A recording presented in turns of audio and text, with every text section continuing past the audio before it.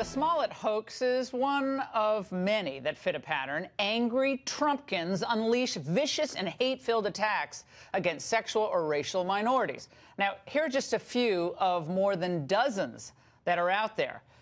In December 2016, a Muslim woman said she was attacked by 3 white Trump supporters in New York City on the subway. She said they tried to rip off her hijab. Well, it never happened.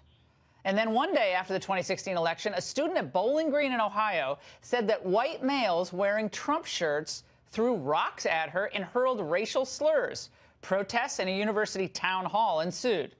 The student made up the entire incident. And in September of last year, a woman told police on Long Island she was driving home when 4 teens confronted her and yelled, "Trump 2016." And then they told her, quote, she didn't belong here. That, too, was made up. Here now is Dinesh D'Souza, conservative filmmaker and author. Dinesh, what does this tell us about the current political climate and the culture today? Well, the first thing it tells us is that these fake racial incidents have become normalized. When the Tawana Brawley case broke a generation ago, this was a bogus racial incident involving an African-American woman who had claimed to have been abused and battered.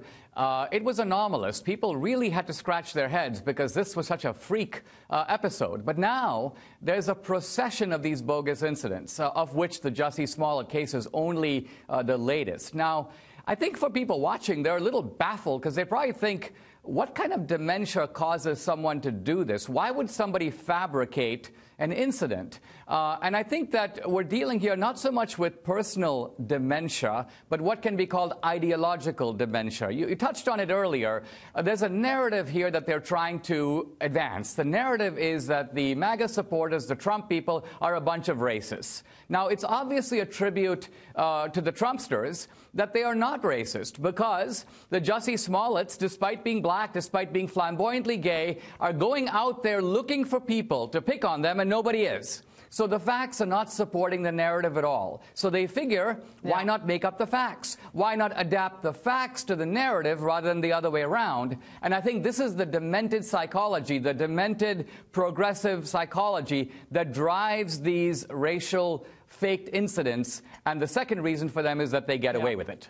Well, and this is what my point, Dinesh, is that conservatives are quick to sort of say, oh, let's move on. I don't want to dwell on this. And the fact that we don't have people in jail after what happened to Brett Kavanaugh, with that Julie Swetnick, what Avenatti was pushing, all the promises of evidence of how he was drugging people, spiking the punch bowl, gang rapes, you know, and then, people just want to move on from that? I say no way. Otherwise, that stuff continues. Same deal with this Smollett case. It occupied everybody's time, and the Chicago PD was demonized. And, of course, Trump supporters are made out to be these horrible, awful, terrible, rotten people because, look, your people are doing this to this poor actor.